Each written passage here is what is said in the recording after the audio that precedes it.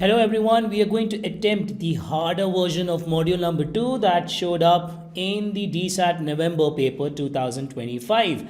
Okay, so starting with the first question, Zuri has a goal to run at least, that means 16 miles or more than 16 miles per week while training for a race. This week she has run 4 miles. So that's the amount that she has already run. If X represents the additional number of miles Zuri needs to run this week to meet her goal, which inequality represents this situation?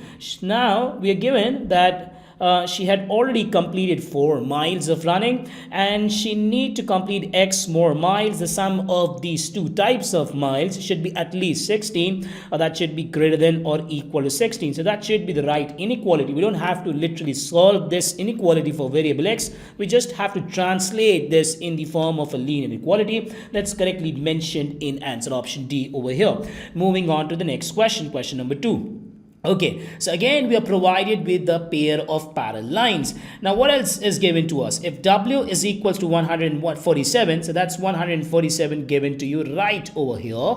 And what else the examiner wants us to calculate? Which additional piece of information is sufficient to prove that lines R and S, which are these two vertical lines, we have to figure out which additional information is necessary to conclude that these two lines R and S are parallel. Now I'm saying if these two lines are actually parallel, then this angle W, which is on the right hand side of your first vertical line, that should be equal to the angle Y, which is again on the right hand side of a second vertical line representing a pair of corresponding angles. If W is equal to 147, then Y should also be equal to 147. Under the condition that these two lines are parallel. So if these two lines are really parallel, this is a pair of corresponding equal angles that I should figure out. So if W is equals to 147 and someone tells me that Y is also mathematically and geometrically coming out as 147 degrees, I'm going to say that W and Y are a pair of corresponding angles, and corresponding angles are only created when the two lines are vertical or are parallel instead. So this is the value of Y that I'm going to figure out, and answer option B really says that Y is equal to 147, which means that the examiner is telling you that what if I provide you the value of Y as 147? In this case we're going to say that since Y is also 147 on the right hand side of a second parallel line, and W is already given to us as 147 again on the right hand side of the first parallel line, this means that both of these two lines are actually parallel. So the correct answer for this question should be answer option B. Moving on to the next one. Okay, so we are provided with number of food tickets and their total cost. Now what else does the question say? The table shows the relationship between the number of food tickets X, so this is basically my variable X, and the total amount paid, that's my Y. Okay, so I need to figure out the relationship, the linear equation, because all the answer options I have at the bottom are linear equations. I need to create a linear equation using this table. So I can always do this using my Desmos, and 10, 44 and 15, 51.5. So how can I do this question using the Desmos scientific calculator? You can always find out the gradient manually and y-intercepts manually if you want to. So I'm going to start with the table, and I will try to linear regress this function given to me. The value of X that was given to me initially as 10 against the value of Y as 44. So that's my first coordinate. 10, 44. So starting with the first one, the next one was 15, and the corresponding value of Y was basically what? It was 51.5. So 51.5 should come up over here as the next value of Y. 51.5. I don't really need the third pair, because in order to create a linear function, two coordinates are enough to create a linear regression. So if I just regress it linearly, I'm going to say that the equation that I'm going to create is the linear equation that I will get will be Y is equals to 1.5x plus 29, and that's perfectly written in answer option A over here. That's 3 over 2 represents 1.5, and this 29 represents a y-intercept. That's correctly mentioned in answer option A. This would be the right answer for this question. Okay, moving on to question number 4. A group of 10 gardeners recorded data on the germination rates of the tomato crop for one growing season. The scatter, what does the scatter plot shows? What does the variable x shows? Specifically, the variable x shows how many seeds you planted, and variable y represents how many of those seeds actually germinated. A line of best fit is also shown using this relationship. Which of the following is the best interpretation of the slope of the line of best fit in this context? So what if I try to calculate the numerical value of the slope that I would be getting? For example, one of the coordinates on this line of best fit is 0, 0. Let's say if I take my second coordinate as this one, I think that's 250, 150, right? 250, 150. Now, if I try to calculate my gradient using the simple gradient formula, I would be doing y2 minus y1 divided by x2 minus x1. That would be 150 minus the value of y as 0, because my second coordinate is 0, 0, and 250 minus 0. So what I should get? What should I get? I'm getting a gradient of 150 divided by 250. That's coming out as 3 over 5 or 0.6. So I'm going to write 0.6, and this represents my 1 because I don't have anything at the bottom. This means that my change, when my value of x changes by 1 unit, my value of y changes by 0.6 units. It actually increases by 0.6 units. And what does my variable x represent? My variable x represents the amount of seeds that you have planted, and my variable y represents the amount of those seeds that actually germinated. So what does this gradient represents? That when you plant one seed, the amount of seeds that actually germinate is 0.6. So I can see a lot of, obviously answer option A should be incorrect because I don't have variable days in my question. B would also be incorrect because I don't have variable days in my question. I just have number of seeds planted and number of seeds germinated. The number of tomato seeds that germinate is predicted to increase by 60 seeds for every additional 100 tomato seeds that are planted. Okay, I initially concluded for every one seed that you're going to plant, the number of seeds that are going to actually germinate are 0.6. So if you change this one into 100, because that is what the question says, you need to plant 100 seeds. So if I multiply 100 over here, then obviously I'm going to multiply by 100 at the top as well. So what should I get? I'm getting a value of 60 divided by 100. Now this means what? For every 100 seeds that you're planting, 60 of those planted seeds will actually germinate. And I think answer option C correctly represents this situation. Gradient is 0.6 over 1 or 60 over 100, and the number 60 over 100 correctly represents this situation mentioned in answer option C. For every 100 tomato seeds that are planted, 60 of those planted seeds are going to germinate, and that's written over here. 60 are going to germinate. Correct answer would be answer option C for this question. Moving on to the next one, question number 4. So here is another linear equation given to you. What is the slope of this line? So we can always calculate the slope of any linear function using negative coefficient of x over coefficient of y if terms x are on same sides. Or you can actually make variable y the subject of the formula. So negative coefficient of x is 2, coefficient of y is 1. So the slope of this line is pretty straightforward.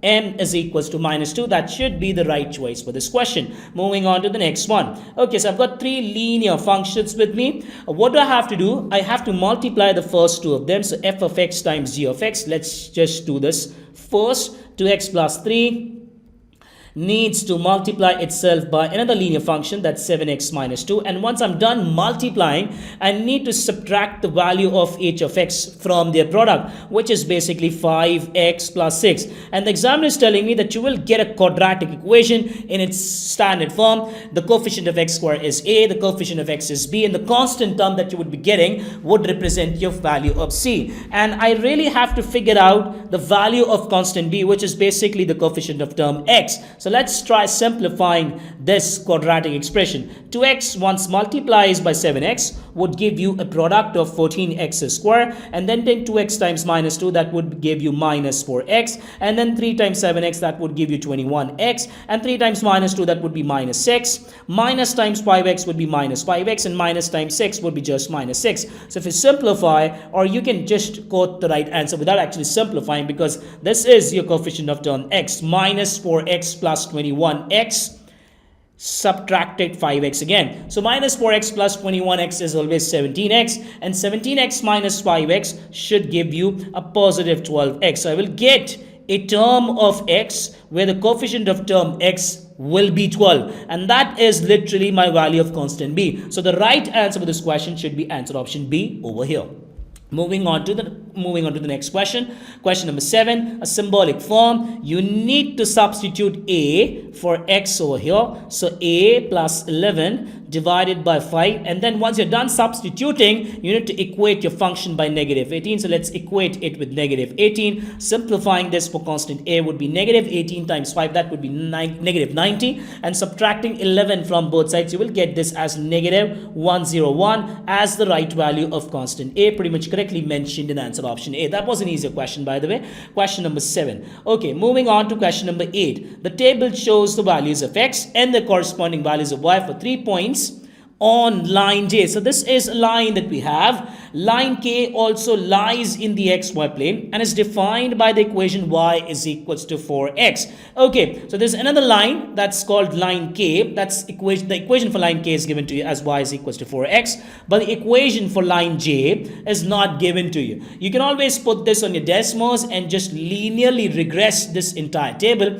That will create the equation for line J for you, but I'm going to do it manually this time because I can actually see the y-intercept of this linear function. What are y-intercepts? Where the value of x are always 0. So this is 0 and this is minus 10. So my y-intercept would be minus 10. I just need to calculate the gradient of this linear function, and that could be done minus 4 minus 10. That would be 6 divided by 1 minus 0. That would be 1. So the gradient of this function would be 6. Y is equals to 6x minus 10 is the equation for line J, and y is equals to 4x is the equation for line K. What do we have to find out? At what point x comma y do lines J and K intersect each other? So literally have to simultaneously solve these two equations. Y is equals to 4x and y is equals to 6x minus 10. Again, you can just plot this on your Desmos, or you can do this question manually this time. And once you start rechecking your entire module number 2, you can just check it through Desmos. If you got with algebraic simplification, Desmos would be the lengthier method for you in this particular question. So if I put y is equals to 4x over here is equals to 6x minus 10, I will definitely get the value of x. 6x minus 4x would be 2x. That would be 10. The value of x is coming out as 10 divided by 2, 5. You also need to figure out the value of y. Putting x as 5 over here, 4 times 5 would be y is equals to 20. So that is my intersection point for these two linear functions, 5, 20, correctly mentioned in answer option A. Moving on to the next question. Question number 9. Okay, so I've got a quadratic function with me. The function h estimates an object's height in feet above the ground t seconds after the object is dropped, where b is a constant, and this b always represents your y-intercept. By the way, the function estimates the object is 19.36 feet above the ground when it is dropped at t is equals to 0, and y-intercepts are all those values of y where the value of variable x is always 0. In this question, variable x is replaced by variable t, so I know the value of y-intercept, that's 19.36. So what I can do, I can put 19.36 over here because I know the value of constant b. So I have a complete quadratic equation right in front of my eyes. Now what do I have to find out?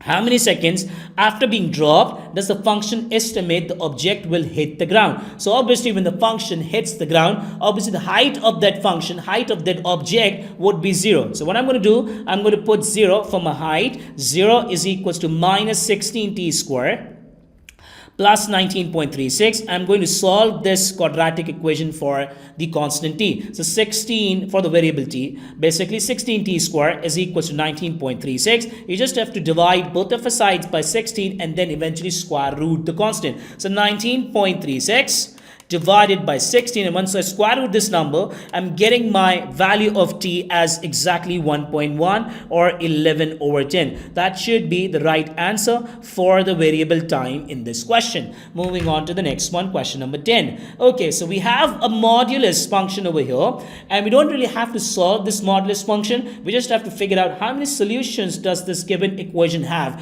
If you notice the formula sheet that I created for you guys over here, it's written that whenever you have a case of negative constant, for example over here, 3 cases of negative constant, I did say that whenever you have a negative constant over here, it means that number of solutions that you're going to get for that modulus function would be 0. No solution for value of variable x, and the number of solutions or quantity of solutions that you should be getting would be 0. So obviously this is a pretty straightforward question. If you know the 3 cases of negative constants right in front of your eyes, that this is a very easy question in this case. So for x minus 3, once equated with a negative constant, I won't be getting any solution, I won't be getting any value of variable x. So the right answer for this question should be answer option A. Moving on to the next one.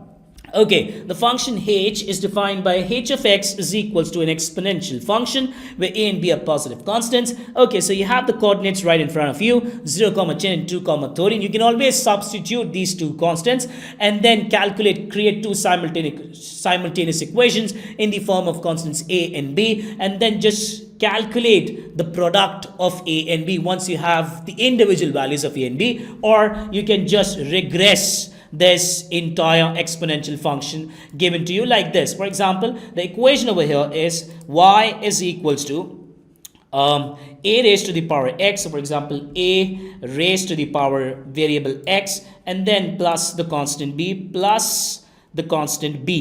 over here. Plus b. Where is plus b?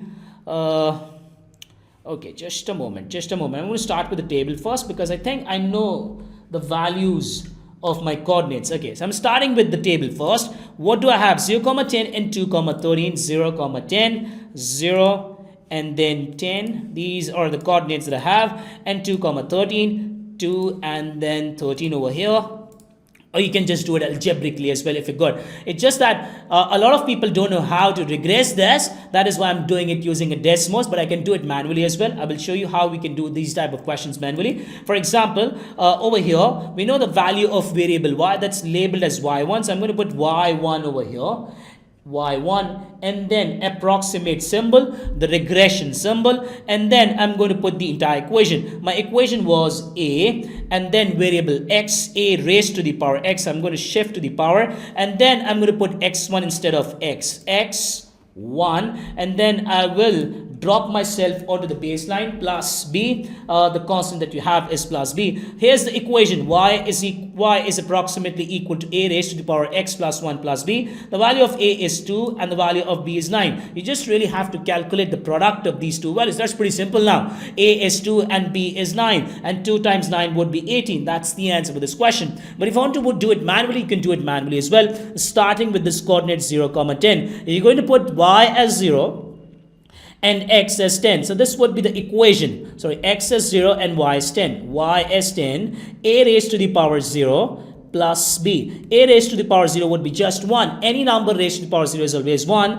So if this is 1, subtracting 1 on both sides, you will get the value of b as 9. So now I know what is my b equivalent to. Let's start with the second one. 2, 13. 13 for y. And for x, I'm going to put 2a square plus the value of b that I already have. Now 13 minus 9, that's 4. A square is equals to 4. And then if you take square root on both sides, you will get the value of a as plus minus 2. But considering a is a positive constant over here, I'm going to put just plus 2 over here. So that's the value of a and that's the value of b, pretty much the exact same values that we calculated from Desmos scientific calculator. 2 times 9 will again give you the same product of 18. Moving on to the next question. Question number 12. A circle has center P. So let's say this is the circle that I have. This has a center at P, and A and B lie on the circle. So let's say these are coordinates A and B. The measure of arc AB, so we have a sector over here, and the central angle is given to us in degrees as 45 degrees, and the length of arc AB is 4 pi units. What is the length in units of the radius of the circle? So if you remember the basic area and length of the arc formulas in degrees, which sounds like length of the arc, which is given to me as 4 pi, is equals to theta over 360 degrees. 45 divided by 360 degrees multiplied by 2 multiplied by pi multiplied by the radius that you're supposed to calculate. Pi and pi are going to cancel each other. 45 times 1 and 45 times 8 and 2 times 1 and 2 times 4 and 4 and 4 are going to multiply each other. That will give you a radius of 16. So that's a basic formula based question where I did produce a lot of formulas, frequently tested formulas, and I did mention all those formulas regarding circles along with the angle properties of circles right in this formula sheet. And can I show you this specific formula? Here is the formula for arc length, theta over 360 multiplied by 2 pi r, right in front of your eyes. That's the same formula that I've used to solve out this particular question. Now moving on to the next one, question number 30.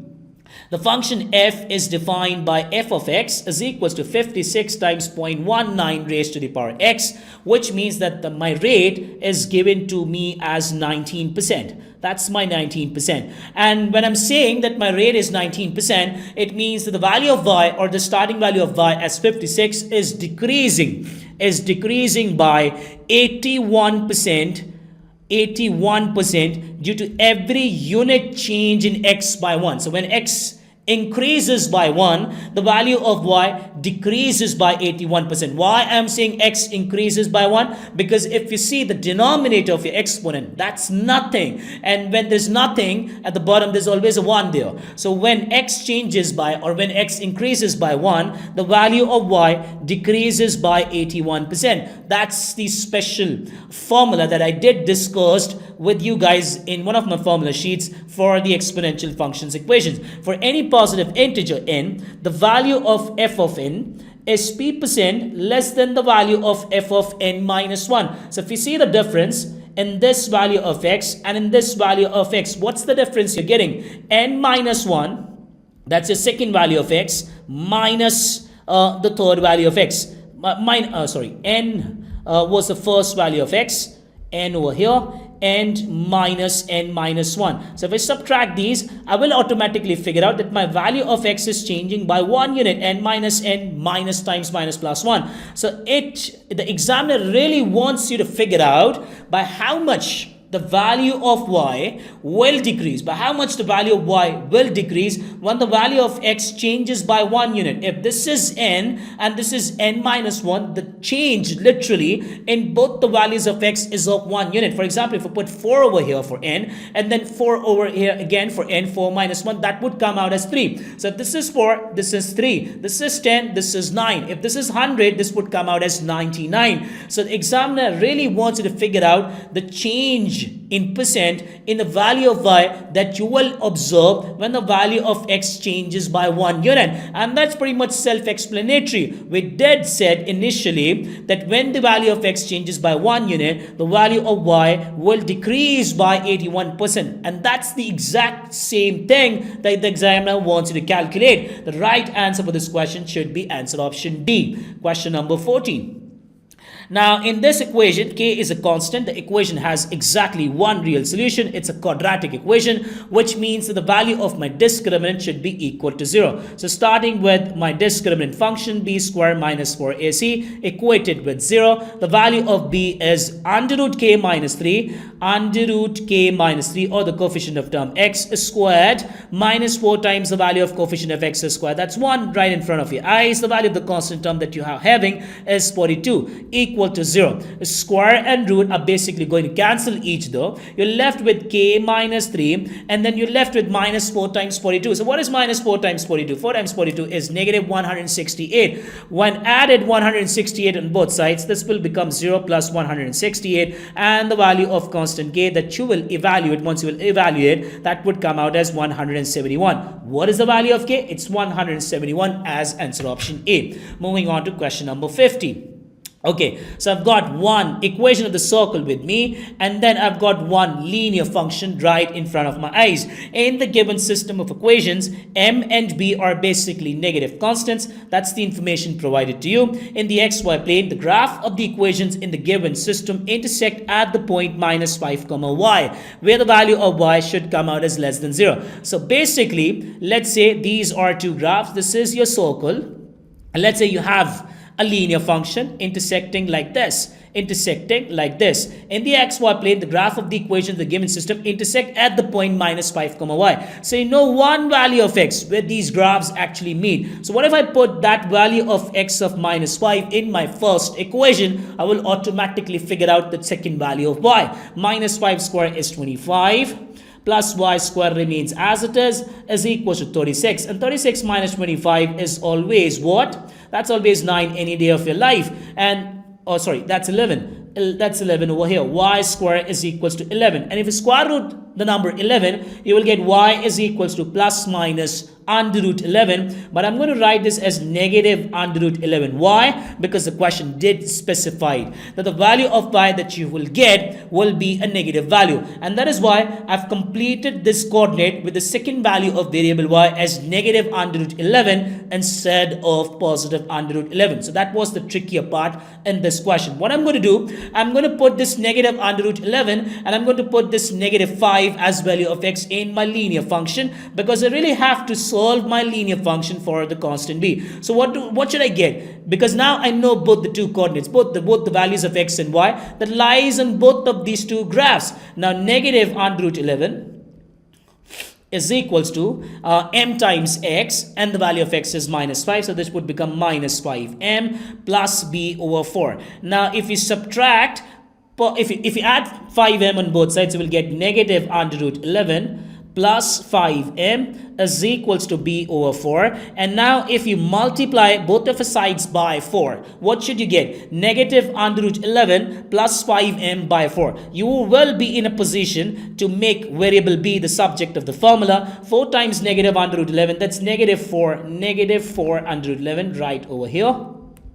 Negative 4 under root 11 plus 5m times 4, that should be 20m, and that should be the right value of constant b. 20m minus 4 under root 11, perfectly mentioned in answer option D right over here.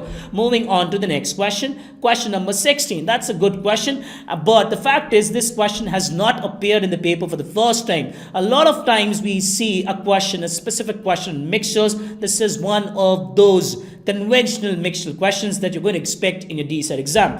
Now, in this question, the biologist says that he has two solutions. Let's say the first solution is of x grams, and out of these x grams, 0.3% is the quantity of sodium chloride. So how many grams of sodium chloride I have in this first quantity of a particular solution that I have? X times 0.3%, that would be 0.003x. That's the specific quantity of sodium chloride in grams that I have from my first quantity.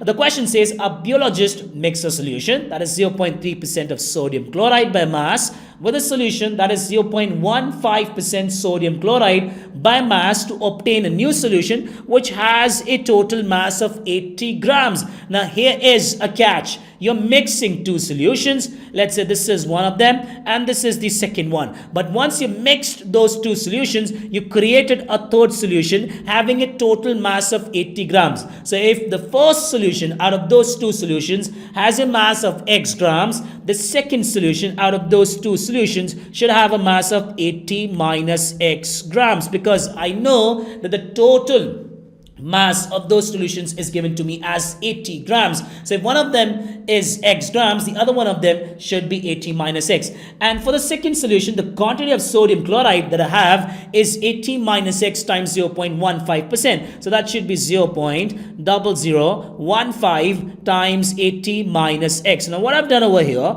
I've calculated the amount in grams of sodium chloride, specifically of sodium chloride from my first solution. And I've also calculated the amount of grams specifically of sodium chloride from my second solution. I know that once I add both of them, I will get the total amount of just sodium chloride present in this entire question with me, and that's given to me. If you look over here, it says which has a mass, the entire mixture has a mass of 80 grams and contains 0.21 grams of sodium chloride.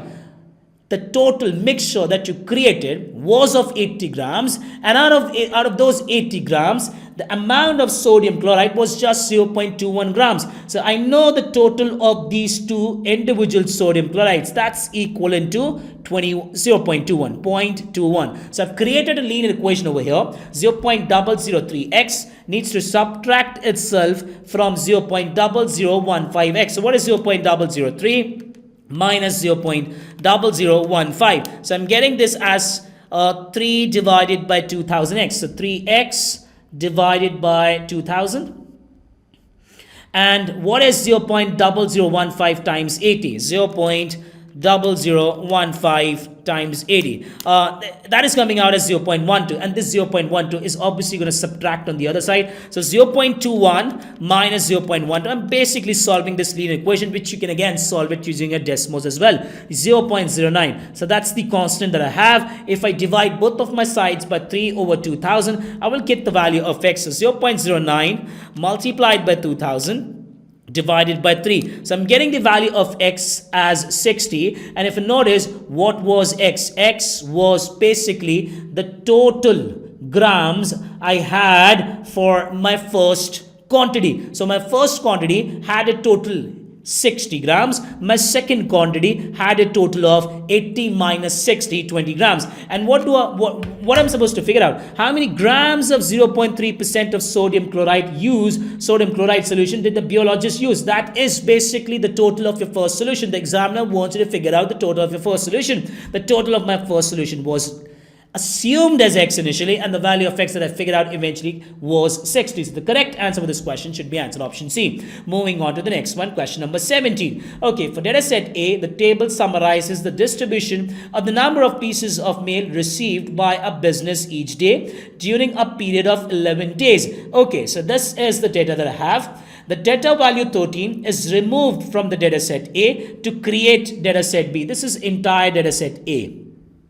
Ignore the gap in between, that is just to confuse it. This is entirely data set A, which has 11 values. Obviously, the median of this data set A would be number in which position? It's always 11, n plus 1 divided by 2. So 11 plus 1, that would be 12. 12 divided by 2 would be your 6th position. So the median of data set A would be the value of pieces of mail on your 6th position. The first 2 positions were taken up by 0. The next 2 positions till your 4th position was taken up by 3. The 5th and 6th position was specifically the number 4. So the median of your initial data was 4, or the number at the 6th position, that's 4. But here is the catch. The data value 13, this data value 13 is removed from data set A, which obviously means that now you don't have 11 values. Now you have 10 values. So obviously the median position would be 10 plus 1 divided by 2, or 5.5th position, which actually means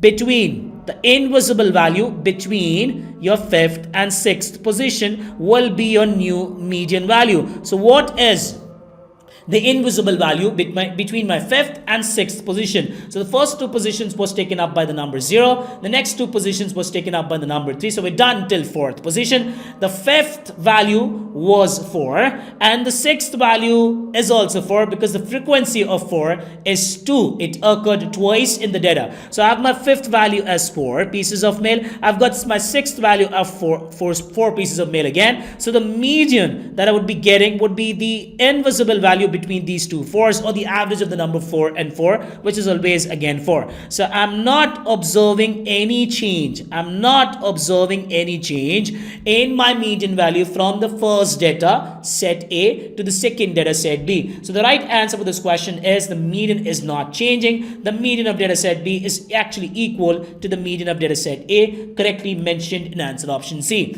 The next question. Question number 18. An engineer reconnects resistors in series, where the resistors in the series have a total of 47 over 45 ohms. So that's the total resistance that you're getting. What does the variable X represents?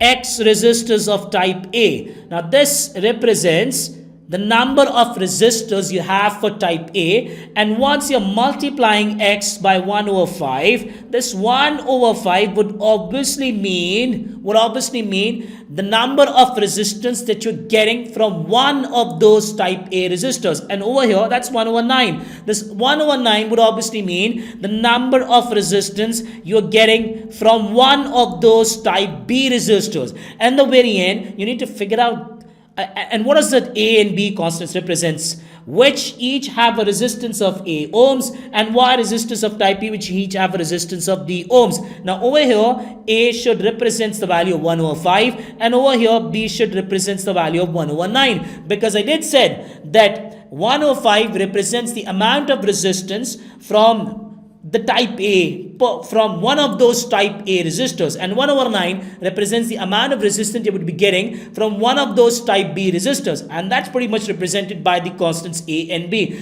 When the question says, according to this equation, what is the positive difference between A and B, you really need to subtract these two values of A and B. 1 over 5 minus 1 over 9. That should be the right answer for this question. That's pretty much 4 over 45 using my scientific calculator again. The right answer for this question should be answer option D. Moving on to the next one. So I've got a quadratic equation, 9x square minus nx plus 8 equals to 0. And the question says that this quadratic equation has exactly one solution, which means that the value of my discriminant b square minus 4ac should be equal to 0. What is my b? That's coefficient of term x minus n. If you square minus n, it will become positive n square, minus 4 times the value of a, that's coefficient of x square, that's 9, and times the value of the constant c, that's 8 again. So what I'm getting as the value of n square? I'm getting the value of n square as 4 times 9 times 8. I think that's 288. Yes, that's 288. So I'm done calculating the value of constant n square. But at the very end, I don't have to tell the value of constant n square, but instead I have to tell the value of constant n square divided by 8. So what if I divide by 8 on both sides? That would be pretty much my right answer. 288 divided by 8. I'm getting the right answer for this question as 36. That's how you're going to do discriminant questions in your module number 2 especially. Okay, moving on to the next one. The table above gives the areas and perimeters of two similar rectangles. I just discussed all the important formulas for similar figures with you guys right over here. For example, I think, yes, these are all the formulas for similar figures. The ratio of the lengths, the ratio of the areas. I think this question is specifically on the ratio of areas. Just have a look at this formula. A1 over A2 is equal to L1 over L2 whole square. Okay, the question did said that these two rectangles are similar. So what is A1? That's 630. And that's 2520. That's your A2. And what should be my L1? Perimeter is basically, again, the length. Perimeter represents your lengths of all the outer boundaries, or sum of the lengths. That's again lengths. So this is your L1, 210 divided by n. That's your L2 whole square. So I've created a quadratic equation over here. I'm going to simplify this quadratic equation. So 630 is going to multiply itself by n square. That would become 630 times n square. And then 210 square is going to multiply itself by 2520. And eventually, if you divide both of the sides by 630, I think that would be pretty much my right value of n square. N square is coming out as 210 square multiplied by 2520 divided by 630. That's my n square value. But I don't have to figure out the value of n square. I literally have to find out the value of n. So I'm going to square root my answer. I'm getting my answer as 420 for the value of constant n. That should be correct as answer option D. Moving on to the next one. Question number 21. The mass of object A, let's say that's A, is 444%. 444 divided by 100. That's 4.44. Of means multiply the mass of object B. So A is equals to 4.44B, and the mass of object A. Another equation in terms of A. A is equals to 0.740%. So that should be 0.0074 of what? Of C. So that's C over here. And if the mass of object C is P% of the mass of object B, so you really have to figure out what the mass of C is how much percent of the mass of B. So what in order to figure out this thing, that the mass of object C is how much percent of object B, you're going to divide the mass of C by mass of B in order to convert your answer, because this is C is what fraction of B, not percent of B. I need to get my answer in terms of percentage. Eventually I'm going to multiply this by 100. So what is my C? If you look at your first equation, your C is basically A divided by 0.0074. So C is A divided by 0.0074 divided by the value of B. I need to put B as my denominator. What is my B? A divided by 4.44. A divided by 4.44 times 100. Now if you simplify this fractional expression, what should you get? A divided by 0.0074 multiplied by 4.44 divided by A. So you're automatically going to get rid of this constant A. So A and A are going to cancel each other. That's how simple this question is. 4.44 divided by 0.0074. Eventually multiplying my answer by 100. I'm getting this value, the percent value, as 60,000. That should be my value of P. P is coming out as 60,000. P percent is coming out as 60,000%. The right value of the constant P over here would be just 60,000. That should be the right answer for this question. Moving on to question number 22. Okay, what do I have? Which expression is a factor of y squared times x minus 3 minus 25 times x minus 3 whole cube? I've got two terms over here. And if you notice, in these two terms, you have x minus 3 as a common factor. So if I take x minus 3 as common from these two terms, what should I be left with inside? I would be left with, for the first term, I would be left with a y square. So I'm going to put y square over here. And for the second term, I would be left with a negative 25 and 2x minus 3's. 2x minus 3's, because this was initially x minus 3 whole cube. I took x minus 3 whole power 1 as the highest common factor. So I would be left with x minus 3 whole square. And I just realized I can write these two terms in the form of difference of two squares. For example, x minus 3 stays on the outside as it is. I can write y square as y square like this. I can write down 25 times x minus 3 whole square like this. 25 as 5 times x minus 3, putting a whole square like this. So I've just converted the second factor in the form of difference of two squares. And we know the factorized form of difference of two squares is always sum of those two numbers times the difference of those two numbers. So the sum of these two numbers, y and 5 times x minus 3, would be 5 plus 5 times x minus 3. That would be the sum. Like this, and the difference of these two numbers would be y minus 5 times x minus 3. Y minus 5 times x minus 3. That would be the difference. If you keep on simplifying, I think you would be able to realize what is the right choice. X minus 3 times. Okay, let's just simplify this one. Okay, so y plus 5x minus 15. That's my second factor. And what should be my third factor? Y minus 5x, and minus 5 times minus 3, that would be positive 15. That's my third factor. So I'm getting three factors for this polynomial. This is my first one, this is my second one, and this is my third one. Okay, y times x minus 3. I don't have y as one of the factors in either 3. X minus 3 is one of the factors, but the problem is this with variable y. I'm not getting y as one of the factors for this polynomial. X minus 5 times x minus 3. I'm not getting x minus 5 as one of the factors. Y plus x minus 3. I'm not getting y plus x minus 3 anywhere amongst these three factors. Y plus 5x minus 15. Yes, I'm getting y plus 5x minus 15 as one of the central factors over here. So the right answer for this question should be answer option D. So this was pretty much the harder version of module number 2 that came up in the 2025 November mathematics DSAT paper. Thank you.